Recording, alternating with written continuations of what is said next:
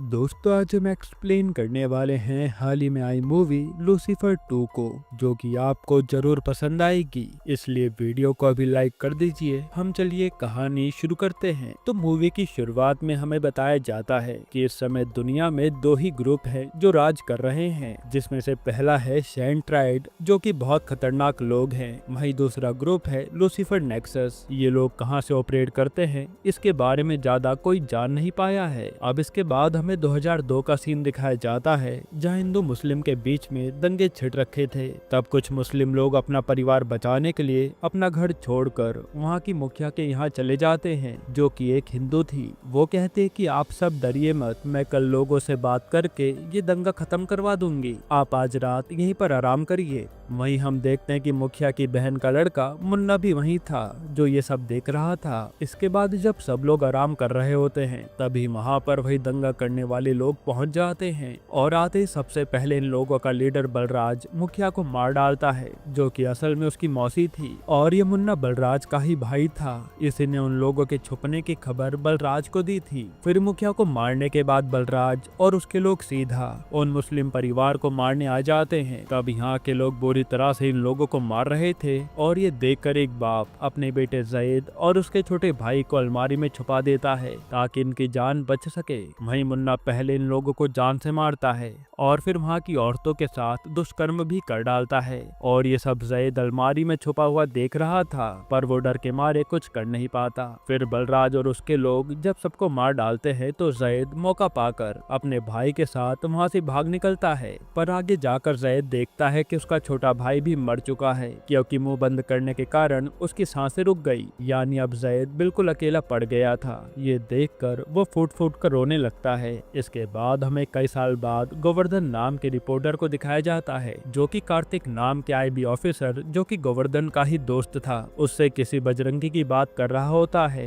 क्योंकि बजरंगी अब केरला में अपनी पार्टी लेकर आने वाला था। इस पर कार्तिक मना कर देता है कि मुझे नहीं पता वो क्यों आ रहा है, और वो गोवर्धन से कहता है कि तुम ये सब छोड़ो और उस स्टीफन के बारे में पता करके मुझे भी बताओ। अब ये स्टीफन और बजरंगी है कौन, ये आपको आगे पता चलेगा। इसके बाद हम सीएम ऑफिस का सीन देखते हैं, जहां एक मंत्री बाकी नेताओं से कहता है कि मुझे सुनने में आया है कि अपने सीएम जतिन पर मनी लॉन्ड्रिंग का इल्जाम लगा है, इससे तो हम सबका नाम खराब हो जाएगा, हमें कुछ करना चाहिए। और इनकी बातों से हमें पता चलता है कि पहले केरला का सीएम पीकेआर थे, जो कि जतिन के ही पिता थे और सब लोग उनकी काफी इज्जत करते थे। पर पीकेआर की मौत के बाद जतिन को इस पार्टी का लीडर बना दिया गया और अब पार्टी जीतने के बाद जतिन ही सीएम बना है। हालांकि अब अगले साल चुनाव दोबारा आने वाले हैं, इसलिए ये लोग टेंशन में थे कि कहीं अगली बार हमारी पार्टी हार ना जाए। वहीं बाकी पार्टी के लोग भी कहते हैं कि इस जतिन का कुछ करना पड़ेगा।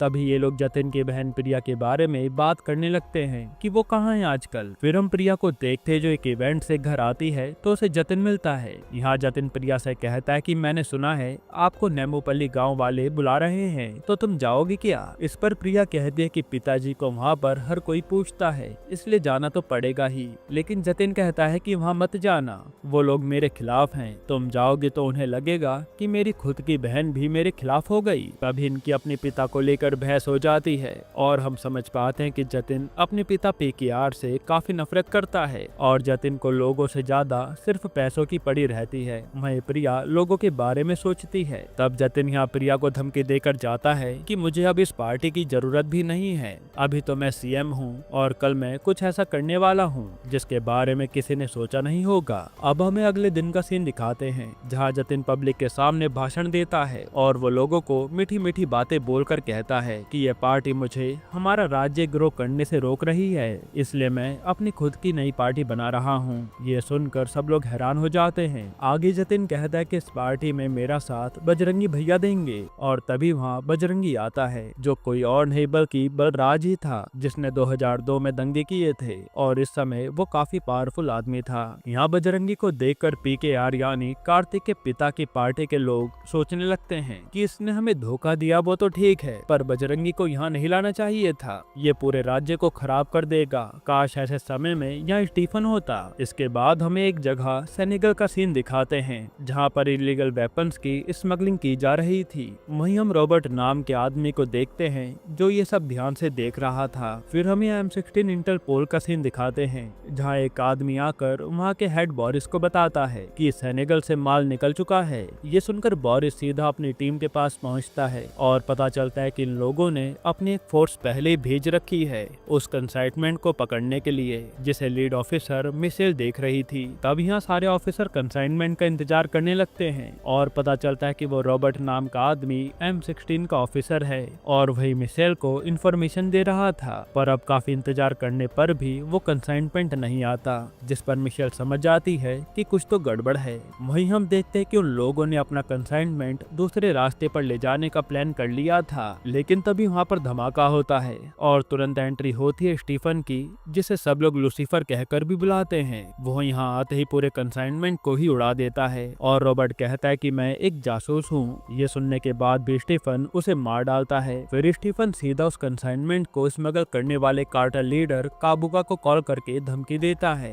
कि ये माल तो मैंने उड़ा दिया, पर आगे से ऐसे स्मगल किया तो मैं तुम्हें भी मार डालूंगा। ये सुनकर काबुगा को बहुत गुस्सा आता है। इधर हम गोवर्धन को कार्तिक के पास देखते हैं, जो स्टीफन के बारे में ही जानना चाह रहा था। तब कार्तिक गोवर्धन को किसी अब्राम के बारे में बताता है कि इस समय उसका नाम काफी ज्यादा उछल रहा है। अब्राम हमेशा से ही जिहादी ग्रुप और टेरर ऑर्गेनाइजेशन के खिलाफ रहा है और ये सारे ही लोग उसके दुश्मन हैं। वहीं अब्राम ने हाल ही में एक इंटरपोल एजेंट को भी मार डाला है, इसलिए सब उसी को ढूंढ रहे हैं। असल में दोस्तों ये अब्राम और कोई नहीं स्टीफन ही है, जिसने अपना नाम बदल रखा है। वहीं हम ऑफिसर मिशेल को देखते हैं, जो अपने सीनियर से कह रही थी कि रॉबर्ट मेरा क्लोज फ्रेंड था और जिसने भी उसे मारा है मैं उसे छोड़ूंगी नहीं। इसके बाद हम मॉरिस को देखते हैं, जो अपने घर पर आते ही सीक्रेटली किसी से बात करता है और ये कोई और नहीं बल्कि स्टीफन ही था, जिसे बोरिस पल पल की खबर दिया करता था, क्योंकि बोरिस जानता था कि स्टीफन काफी अच्छा काम कर रहा है। इसके बाद हम स्टीफन को काबुगा से बात करते हुए देखते हैं, जिसे काबुगा कहता है कि मुझे तुमसे डील करनी है, इसलिए तुम मेरे बताए एड्रेस पर पहुंच जाना। वहीं यहाँ गोवर्धन को एक फोटो दिखती है जिसमें अब्राम का हाथ नजर आ रहा था और वो अंगूठी देखकर उसके होश उड़ जाते हैं, क्योंकि ये सेम अंगूठी तो उसने स्टीफन के हाथ में देखी थी। यानी उसे समझ आ जाता है कि स्टीफन ही अब्राम है। फिर हमें स्टीफन के पास्ट के बारे में दिखाया जाता है। असल में स्टीफन एक अनाथ था जो लोगों की भलाई का काम करता था और उसे पीकेआर ने सीएम बनने के बाद अपनी पार्टी में एमएलए बना दिया था। तब भी स्टीफन लोगों की सेवा में ही लगा रहा। हालांकि पीकेआर की मौत के बाद स्टीफन ने ये देश 5 साल पहले ही छोड़ दिया था और वो विदेश में सेटल हो गया था। तब से आज तक उसके बारे में कोई नहीं जानता। अब इसके बाद गोवर्धन सीधा उसी पार्टी के एक नेता, जो कि स्टीफन से कई बार मिल चुका था, उसके जरिए स्टीफन के एक आदमी से मीटिंग सेट करवाता है और जब गोवर्धन उससे मिलने जाता है तो बताता है कि हमारा राज्य संकट में है, वहाँ बजरंगी जैसे लोग आ गए हैं, इसलिए मैं स्टीफन को बुलाना चाहता हूँ। तभी उसे ये लोग बेहोश कर देते हैं और सीधा अपने साथ ले जा लेते हैं। वहीं हम जतिन को देखते हैं, जो अपने आदमी से कह रहा था कि बजरंगी के आने से मेरे ऊपर के सारे केस हट गए हैं और अब वो और मैं मिलकर खूब पैसा कमाएंगे। वहीं बजरंगी मुन्ना को समझा रहा होता है कि उसे केरला क्यों चाहिए। असल में यहाँ 2 कंटेनर टर्मिनल्स हैं और यहाँ से आसानी से इलीगल माल सप्लाई किया जा सकता है, इसलिए बजरंगी की नजर इस राज्य पर थी। इधर स्टीफन गोवर्धन से मिलता है तो पूछता है कि बताओ क्यों मिलना चाहते थे। तब स्टीफन कहता है कि तुम्हारा राज्य संकट में है, उसे बचा लो और मैं जानता हूँ तुम ही अब्राम हो। जो सुनकर स्टीफन हंसने लगता है। इधर हम जतिन को देखते हैं, जो स्टीफन की ही बात कर रहा था कि स्टीफन हमारे राज्य से दूर रहेगा वही अच्छा है। जो सुनकर वहाँ बैठा कार्तिक पूछता है कि उस स्टीफन से सब लोग इतना डरते क्यों हैं, जिस पर जतिन बताता है कि वो किंग मेकर है, उसके कहने से सरकार भी पलट सकती है, इसलिए बजरंगी भी शायद उसका कुछ बिगाड़ ना पाए, उल्टा मैं भी उसके साथ फंस जाऊंगा। इसके बाद हम मिशेल को देखते हैं, जिसे इन्फॉर्मेशन मिली थी कि अब्राम एक डील के लिए इराक आ रहा है, तो वो उसे पकड़ने का सोचती है। वहीं गोवर्धन कार्तिक को कॉल करके बताता है कि स्टीफन के बारे में मुझे कुछ पता चला है कि वो इराक जा रहा है। इसके बाद हम देखते हैं कि अब्राम को पकड़ने के लिए मिशेल अपनी टीम के साथ अब्राम जहां आने वाला था वहां पहुंच जाती है। तभी थोड़ी देर में अब्राम आता है और वो सीधा उन्हीं कैमरों में देखता है जो मिशेल ने लगाए थे। असल में ये स्टीफन का ही प्लान था कि वो इन लोगों को अपना चेहरा दिखा सके सके। जिसके बाद स्टीफन सीधा काबुगा से मिलने अंदर बिल्डिंग में जाता है और मिशेल सही मौके का इंतजार करने लगती है कि वो सबको साथ में पकड़ लेगी। अब अंदर काबुगा और स्टीफन की डील होने लगती है, जहां स्टीफन कहता है कि तुम जो भी लीगल काम करते हो वो तुम्हें बंद करने होंगे, वरना मैं तुम्हें छोड़ने नहीं वाला। इसी बात को लेकर इनमें लड़ाई शुरू हो जाती है। तभी वहाँ स्टीफन के बाकी खास आदमी भी आ जाते हैं। इसके बाद हम देखते हैं कि जैसे ही मिशेल सबको पकड़ने के लिए अंदर आ रही होती है, तभी एक धमाका होता है और सब लोग घायल हो जाते हैं। वहीं अब हर जगह ये न्यूज फैल जाती है कि स्टीफन एक धमाके में मारा गया, जो सुनकर केरला निवासी उदास हो जाते हैं। फिर हम दो नेताओं को बात करते हुए देखते हैं कि स्टीफन तो मर गया है, अब उस जतिन से पंगा कौन लेगा, क्यों ना हम उसके सामने प्रिया को ही खड़ा कर दें। वहीं हम मिशेल को देखते हैं जो जिंदा बच गई थी, पर वो अभी भी कह रही थी कि वो खुद अब्राहम को मारना चाहती थी क्योंकि उसने रॉबर्ट को मारा है। इस पर मॉरिस कहता है कि रॉबर्ट कोई शरीफ इंसान नहीं था, वो हमारा ऑफिसर होकर भी काबुगा का साथ दे रहा था। इसके प्रूफ देकर मॉरिस चला जाता है और मिशेल भी सब समझ जाती है। इसके बाद हम प्रिया को देखते हैं जो यही सोच रही होती है कि उसे नेडुपल्ली गाँव में जाना चाहिए या नहीं, क्योंकि अगर वो जाएगी तो जतिन उसका दुश्मन बन जाएगा। लेकिन तभी जतिन का फोन आता है जो सामने से धमकी देता है कि अगर तुम गांव में गई तो मेरे से बुरा कोई नहीं होगा। इस पर प्रिया को गुस्सा आ जाता है और वो नेडुपल्ली गांव जाने के लिए निकल जाती है। वहीं बजरंगी को जैसे ही पता चलता है कि प्रिया उस गांव के लिए निकल गई है, तो वो कहता है कि वहाँ के लोगों का सपोर्ट लेकर प्रिया हमारी पार्टी को बिछाड़ सकती है, इसलिए हमें कुछ करना होगा। इसके बाद हम देखते हैं कि जब प्रिया गाँव के लोगों को भाषण दे रही होती है, तभी वहाँ बजरंगी के आदमी अटैक कर देते हैं और प्रिया को एक गांव वाला बचाते हुए ले जाने लगता है। उसी समय प्रिया को वहां गुंडे घेर लेते हैं और प्रिया समझ जाती है कि अब उसका आखिरी समय आ गया है। पर तभी वहां पर स्टीफन आ जाता है जो मरा नहीं था और वो सारे गुंडों को बुरी तरह मार डालता है। फिर हमें पास्ट का सीन दिखाते हैं कि स्टीफन और उसके आदमियों ने काबुगा और उसकी गैंग को मार डाला था क्योंकि ये लोग सुधरने नहीं वाले थे। वह स्टीफन का जो खास आदमी होता है उसने स्टीफन के निकलने की पहले से व्यवस्था कर रखी थी। तब वो यहाँ बॉम्ब फोड़ कर निकल जाते हैं और सबको यही लगता है कि स्टीफन यानी अब्राहम मारा गया। खैर प्रिया घर पहुंच जाती है। वहीं जतिन को समझ नहीं आ रहा था कि प्रिया पर हमला किसने करवाया होगा। हालांकि इन सब से बजरंगी को काफी गुस्सा आ रहा था। इसके बाद प्रिया अपने पिता पीकेआर के ऑफिस आती है और हमें पता चलता है कि प्रिया को स्टीफन ने ही कहा था कि अब तुम्हें ये राज्य संभालना है। तो प्रिया वही सब करती है जो स्टीफन ने कहा था। वो सीधा पार्टी मीटिंग रखती है और लीडर की कुर्सी पर जाकर बैठ जाती है। फिर वो कहते कि मैं जतिन के खिलाफ लड़ने को तैयार हूँ, बस मुझे इस पार्टी का लीडर बनना है। हम मिलकर ये राज्य चलाएंगे और जतिन को हराएंगे। इस पर सब लोग मान जाते हैं। अब अगले दिन से प्रिया पूरी तरह नेता बन जाती है और अगला सीएम बनने की तैयारी करने लगती है। हालांकि जब प्रिया एक जगह पर भाषण दे रही होती है, तभी वहाँ कुछ आईबी वाले आते हैं और कहते कि प्रिया के ऊपर मनी लॉन्ड्रिंग के चार्जेस हैं, इसलिए उन्हें जेल जाना होगा। ये सुनकर सब लोग चौंक जाते हैं, पर प्रिया जानती थी कि जतिन और बजरंगी ऐसा कुछ करेंगे उसे रोकने के लिए, इसलिए वो पब्लिक के सामने जानबूझकर हथकड़ी पहनती है और ऐसे दिखाते कि अब वो पब्लिक के लिए कुछ भी कर सकती है, जिससे प्रिया की इमेज लोगों की नजरों में और अच्छी हो जाती है। इसके बाद आज मुन्ना और जतिन जब कार से बजरंगी से मिलने जा रहे होते हैं, तभी बीच रास्ते में कुछ लोग आकर जतिन के लोगों को मारते हैं और फिर जतिन और मुन्ना को उठा लेते हैं। फिर जब जतिन को होश आता है तो उसके सामने स्टीफन बैठा होता है, जिसे देखकर वो घबरा जाता है। स्टीफन जतिन से कहता है कि एक तेरे पिता थे जो लोगों के लिए मरने को तैयार थे और एक तू है जो पैसों के लालच में अंधा हो गया है। ये सुनकर उल्टा जतिन स्टीफन को बजरंगी की धमकी देने लगता है कि उसे पता चलेगा